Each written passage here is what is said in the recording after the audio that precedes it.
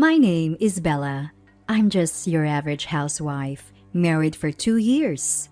Until I turned 27, I had pretty much zero luck in the love department. I went to an all-girls private middle and high school, followed by an all-women's university. After graduating, I worked as a receptionist at a big corporation where, unsurprisingly, all my colleagues were women. In my social circle, it was the norm for people to get invited to parties by business executives, but not for me. I never attended such gatherings. The reason was simple. Whenever I talked to men, I became so nervous that I couldn't even speak. I often received compliments on my appearance and got invited out a few times. I had dinner with some kind-hearted guys, but in the end, they'd say, "You're pretty, but there's not much else to you." Then it happened. My destiny knocked on the door. "Bella, will you go out with me?" That's what Lex, an employee from one of our client companies who always registered at my desk, said to me. People around us speculated we were dating since he would only give his contact info to me. But that wasn't the case. Whenever he tried to engage me in conversation, I just gave polite smiles like I did with everyone else. I truly thought I was destined to be single forever. But then, his confession changed everything.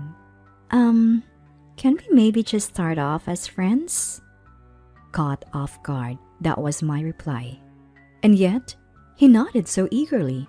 It was as if his head would fall off, and he entered the office still smiling. This was a first for me. Until now, it had always been guys with clear, ulterior motives like, "Want to have dinner? You're free tonight?" But with Lex, I sensed no such intentions, just pure affection. I was so thrilled.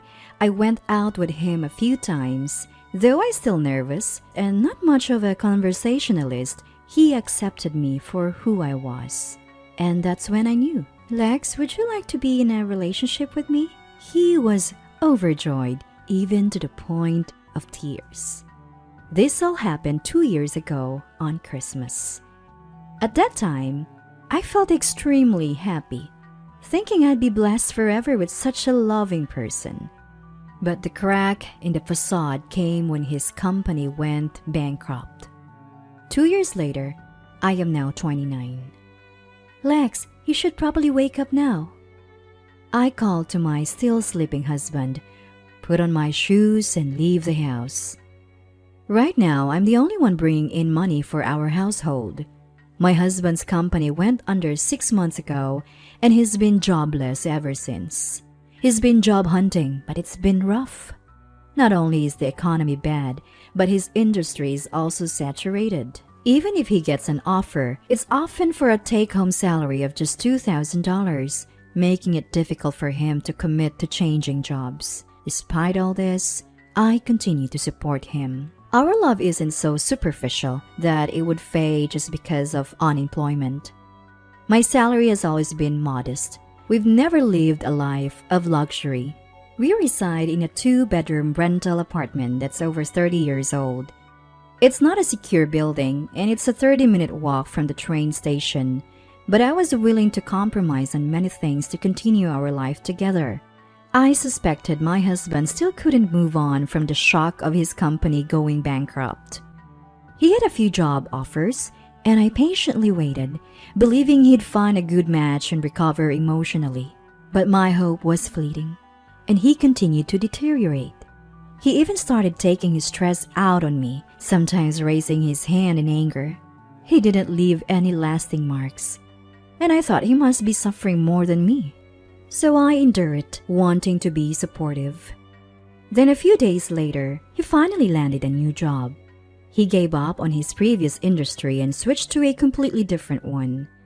The new place was willing to hire him despite his lack of experience, so he took the job. When he got it, I was relieved, thinking I wouldn't have to be his punching bag anymore. I'd wondered if he was becoming abusive, but it seemed like it was just a phase. Now he's working hard at the new company and even got promoted to team lead. A year has passed since then, and I turned 30. I was thinking about having kids soon. but the loving man I married seemed to have vanished. Hey, I told you I like toast. Why did you make pancakes? And if you're gonna serve fruit, at least remove the pit. My husband started getting angry over the smallest things and began saying awful stuff. Really? Do you have to speak like that? You're an adult, Lex. Take out the pit yourself, I retorted, losing my patience. He responded by slamming his fist into the wall, intimidating me. I'm not confrontational, but I know instinctively that his behavior is emotional abuse. Lately, I've been careful not to provoke him, but we've been fighting a lot, and I'm emotionally drained. The breaking point for me was when he took it out on me. The pressure of his new job seemed to be the root cause. He got promoted to team leader shortly after proving his worth. Not everyone's telling him he's on the fast track to becoming a department head. Unable to bear this new pressure, he started lashing out at me, the easier target. Actually, I quit my job when I turned 30 to become a housewife. I'd always planned to leave my receptionist job in my 30s to pursue something I truly wanted to do. My husband knew this, so I retired as planned at 30. But it seems he doesn't like it. In this day and age, women need to work too. I can't support both of us on my salary alone, you know? Do you even appreciate who's providing for you? He complains while eating, then grabs his bag and leaves for work. When he was jobless, I was the one supporting him. So why am I the one being blamed now? That was when I began to feel distant from him emotionally. One day, I returned home to find unfamiliar shoes at the door. To my surprise, my mother-in-law was lounging in the living room. "Oh, Mom, what are you doing here?" When I approached her, my mom flatly said, "Didn't Lex tell you? I'm moving in here from today." I had never heard anything like this. Later, I found out the reason was that my father-in-law had passed away and my mom-in-law was feeling lonely. So my husband had suggested she moved in. Of course, no one consulted me. As I stood there stunned, Mom-in-law ordered me to start making dinner. "A homemaker's worth is proven by serving her family, so get on with it."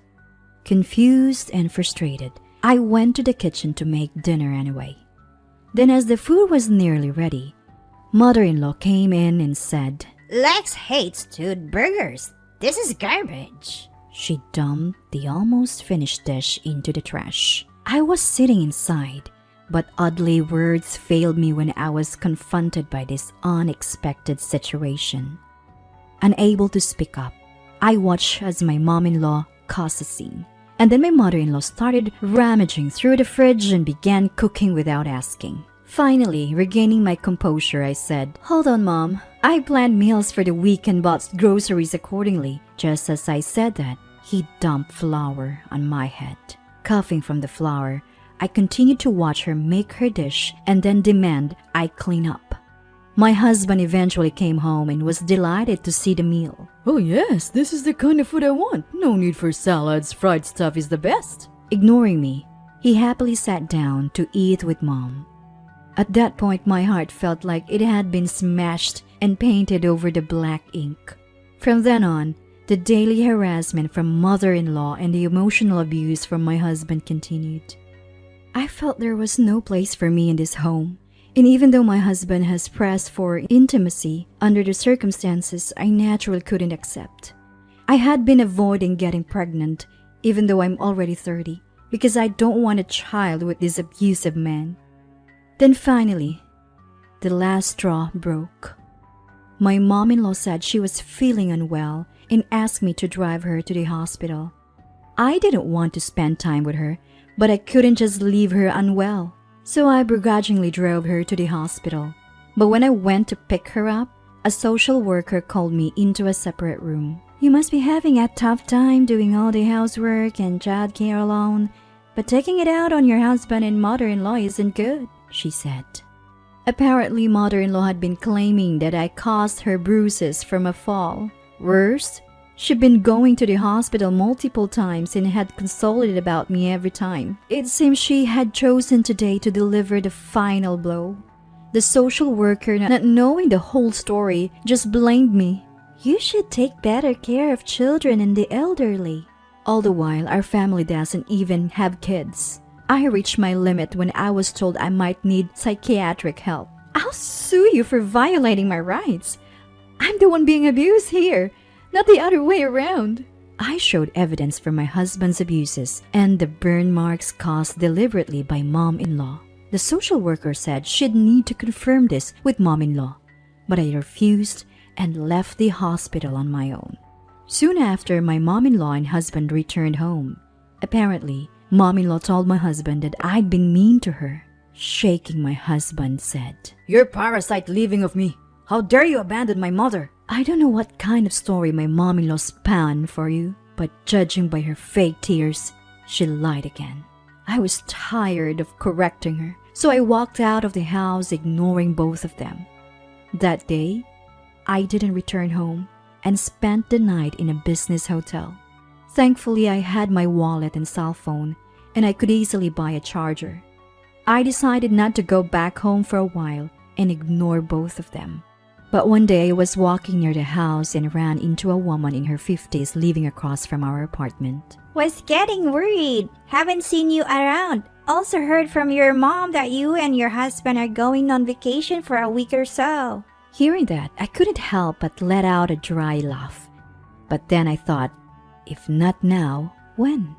I immediately contacted a moving company and asked them to help me move out as soon as possible, even if it was a bit more expensive. Luckily, I didn't have much stuff, and the movers arranged to send everything to my parents' house in just 3 days. Let's see how my clueless husband and his mother, who have no idea how much I've contributed to our home, react. They belittle me without knowing anything, and I won't forgive them. I muttered as I faced our empty house, and then I went back to my parents' home. A few days later, my husband called me. Hey, Bella, where are you? Your room is empty. My husband, catching wind of the situation, kept demanding to know where I was. None of your business, I told him. By the way, I've already filed out the divorce papers since you've threatened divorce before. Just sign and submit them. I hung up the phone and blocked his number. And so, a peaceful life began. I woke up, did yoga, prepared breakfast and sat down at the table with my parents. Lunch with mom and dinner as a family again. I felt so normal, yet it was a comfort and happiness I hadn't felt in a long time. My parents were surprised when they received my things but welcomed me warmly. Things took a turn when my husband found out I was at my parents' and waited for me nearby. I tried to run when I saw him, but he caught up and grabbed my arm. Bella, let's go home. The house is a mess without you. His grip tightened, and I yelled, Help me! A high school boy in his sports uniform happened to be passing by and came to my aid, and a nearby businessman called the police. With the police there, my husband retreated quietly. But as expected, my raging mother-in-law stormed into my parents' house. How dare you humiliate my son in public? What a disgrace you and your family are! Finally, I held my father back from confronting them and said. Meanwhile, my mother-in-law was outside our place, screaming threats and even mentioning defamation lawsuits. My dad was about to lose it and confront her, but I held him back. It's okay, I'm ready to settle this.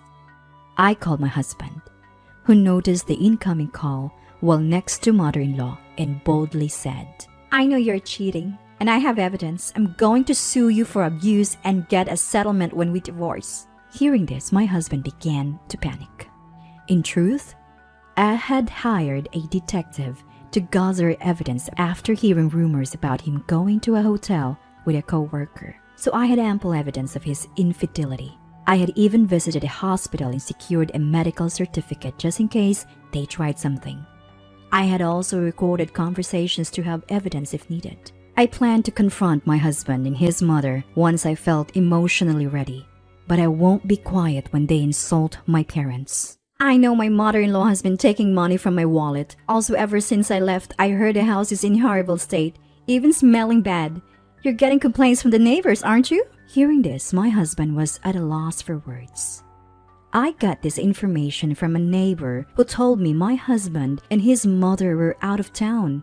Apparently, they've been failing at basic chores like sorting the trash, and the house has turned into a dump. Also, I heard there are complaints with the property management about the loud arguments they have daily. So maybe now my husband realizes how much I contributed to our household and wants me to come back. But it's too late. I'm not coming back. Live happily ever after with your beloved mom. After saying this, I hung up the phone. Shortly after, my mom-in-law tried to kick down my front door. I called the police and they were both arrested. I later learned from my neighbor that they hadn't addressed any of the complaints through the management company.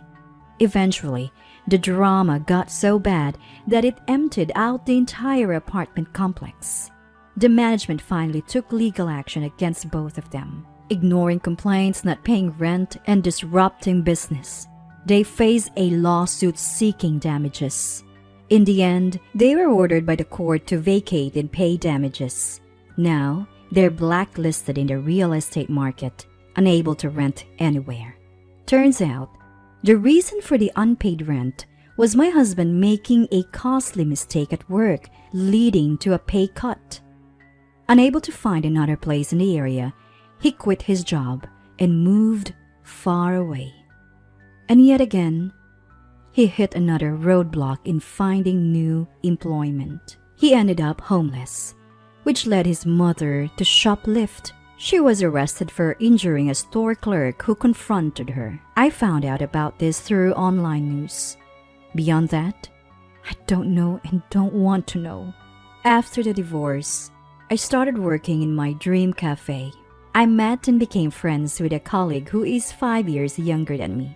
At 34, I remarried. By 40, we opened our own dream cafe, and now I'm pregnant. It's a late life pregnancy, but I've never been happier.